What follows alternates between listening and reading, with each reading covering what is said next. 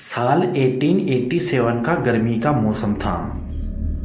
प्रशांत महासागर की गहराइयों में एक अकेला जहाज ब्लैक मेरिनर अपनी अंतिम यात्रा पर था। यह जहाज अपने समय का सबसे बड़ा और शानदार था, लेकिन अब उसकी हालत जर्जर हो चुकी थी।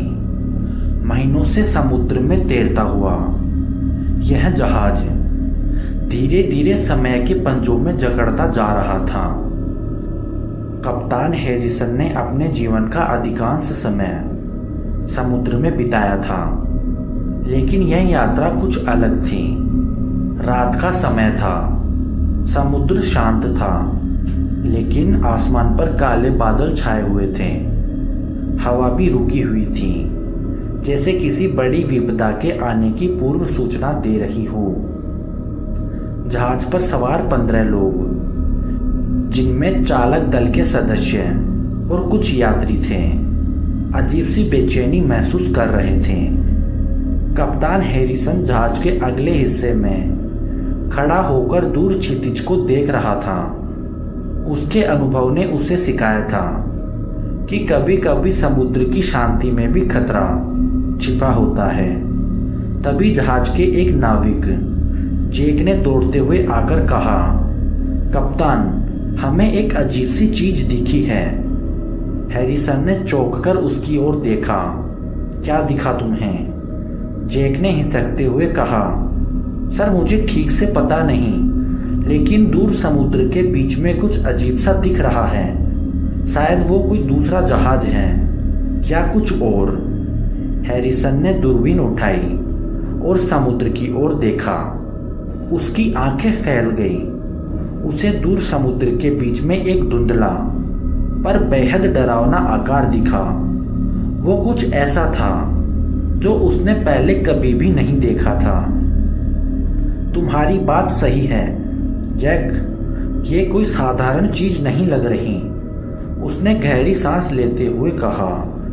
धीरे धीरे उस अज्ञात जहाज की आकृति और स्पष्ट होती गई। वह कोई आम जहाज नहीं था। उसका रंग काला था, मानो सदियों से समुद्र में भटक रहा हो। उसकी मस्तूलें टूटी हुई थी और हवा के बिना भी वो तेजी से ब्लैक मेरिनर की ओर बढ़ रहा था। कप्तान हैरिसन ने आदेश दिया, सभी लोगों को इकट्ठा करो, हमें इस जहाज से दूर रहना होगा।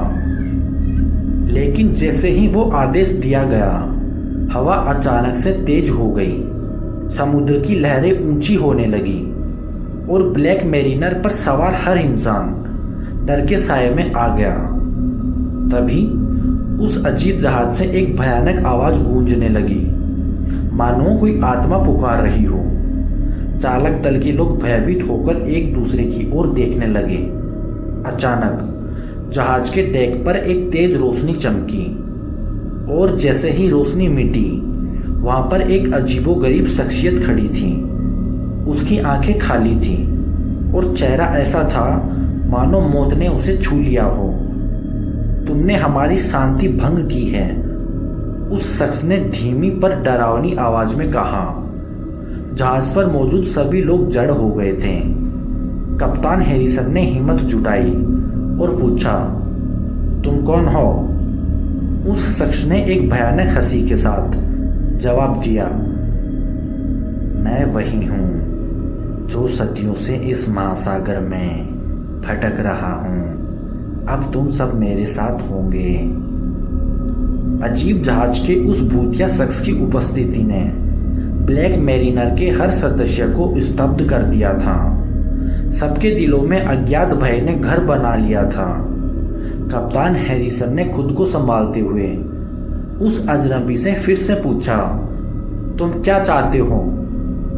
उस शख्स ने अपनी खाली आंखों से कप्तान की ओर घूरा और धीरे से कहा, तुमने हमारे क्षेत्र में प्रवेश किया है। अब इस महासागर में तुम्हारे लिए कोई सुरक्षित जगह नहीं बची है। यह जहाज तुम्हारा ताबूत बनेगा। तभी जहाज की लहरों से टकराने की आवाज और भी तेज हो गई। हवा इतनी जोर से चलने लगी कि सभी लोग अपनी जगह पर टिके रहने के लिए संघर्ष करने लगे। जहाज एक कोने में खड़े नाविक जैक ने एक डरावनी चीख सुनी। वह मुड़कर देखने ही वाला था कि अचानक एक विशालकाय परछाई उसके सामने प्रकट हुई। परछाई ने जैक की ओर देखा और उसकी आंखों में खून जैसा डर भर गया। उसने भागने की कोशिश की, लेकिन उसके पैर जकड़े हुए लग रहे थे। यह क्या हो रहा था? जैक चीखा। बाकी लोग भी उसकी चीख सुनकर उसी दिशा में देखने लगे। परछाई अचानक हवा में घुल गई, लेकिन जैक के चेहरे पर अजीब सा डर बैठा रहा। उसकी आंखों में वही भयानक परछाई छाई हुई थी। कप्तान हैरिसन ने तेजी से आदेश दिया, जहाज को पश्चिम की ओर मोड़ो, हमें यहाँ से जितनी जल्दी हो सके निकलना होगा। लेकिन जहाज का पहिया जैसे किसी अदृश्य ताकत के कब्जे में था।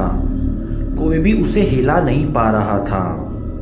चालक दल के सारे सदस्य कोशिश कर रहे थे, लेकिन जहाज स्थिर खड़ा था, जैसे समुद्र की किसी शक्ति ने उसे पकड़ लिया हो। इतने में जहाज की लकड़ी की सतह से खड़खड़ाहट की आवाज आने लगी। सभी की नजरें फंस की ओर गई। जहाज की लकड़ी पर दरारें पड़ने लगी थीं और उन दरारों से कुछ काला गाढ़ा तरल बहने लगा। वह तरल किसी मानव रक्त जैसा लग रहा था, लेकिन उसका रंग गहरा काला था। जैसे ही वह तरल बहता गया, जहाज की आवाजें और भी डरावनी हो गई। चालक का एक सदस्य पीटर, जो सबसे साहसी माने जाते थे, हिम्मत करके उस तरल को छूने के लिए आगे बढ़े। जैसे ही उसकी उंगलियां उस तरल से स्पर्श हुई, वह चीख पड़ा। उसकी उंगलियां जलने लगी, मानो कोई तेजाब हो। वह दर्द से करहाता हुआ पीछे हटा और उसके हाथों पर काले धब्बे उभर आए, जो धीरे धीरे उसके पूरे हाथ में फैलने लगे।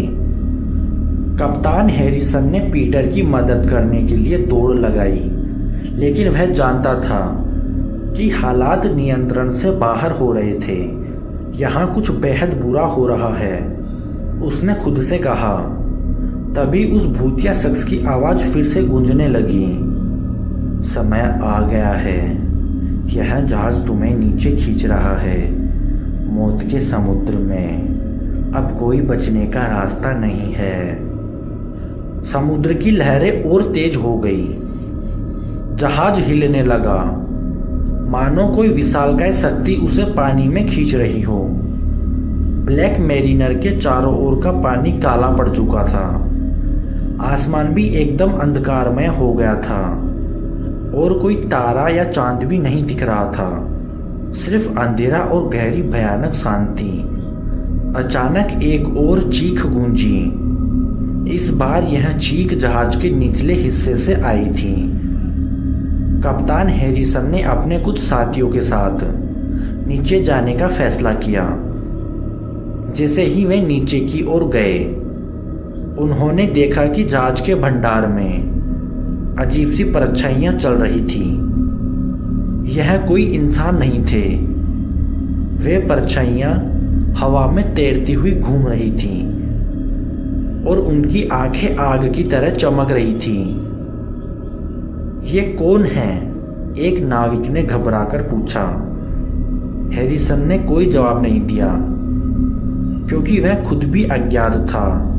उसे भी कुछ पता नहीं था। तभी एक परछाई उनके सामने आकर रुक गई।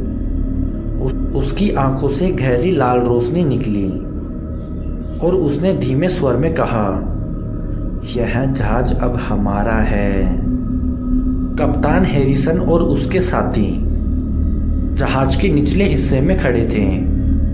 चारों तरफ अजीब सी परछाइयां हवा में तैर रही थीं।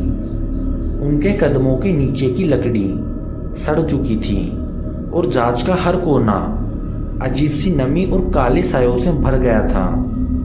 उस माहौल में सांस लेना भी मुश्किल हो रहा था। हवा में एक सड़ांध थी जो किसी अनजाने खतरे का संकेत दे रही थी। कप्तान ने अपने साथी सेमू की ओर देखा। सेमू हमेशा से समझदार और साहसी माना जाता था, लेकिन इस वक्त उसकी आंखों में डर साफ झलक रहा था। हमें जल्द ही कुछ करना होगा, नहीं तो ये जहाज हमें जिंदा नहीं छोड़ेगा, सेमू ने फुसफुसाते हुए कहा। तभी जहाज के कोने से फिर एक आवाज आई, मानो किसी भारी चीज को खींचा जा रहा हो। वे सभी चौंक कर उस दिशा में देखने लगे। उन्हें एक पुरानी जंग लगी लोहे की चेन दिखाई दी, जो धीरे धीरे खुद ब खुद खींची चली जा रही थी।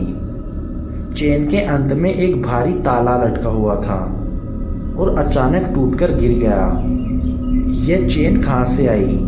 सेमू ने आश्चर्यचकित होकर पूछा। कप्तान ने चुप्पी साधे रखी, लेकिन उसकी आंखों में चिंता थी। वे अब जहाज के उस हिस्से में थे जहाँ कभी किसी ने कदम नहीं रखा था। यहाँ सब कुछ असामान्य था। लकड़ी की दीवारों पर अजीब गरीब चित्र बने हुए थे, प्राचीन प्रतीक जो किसी गहरे रहस्य की ओर इशारा कर रहे थे। जैसे ही उन्होंने आगे बढ़ने की कोशिश की, एक जोर की आवाज आई। पूरा जहाज हिलने लगा, मानो कोई विशालकाय चीज उसे नीचे समुद्र की गहराइयों में खींच रही हो।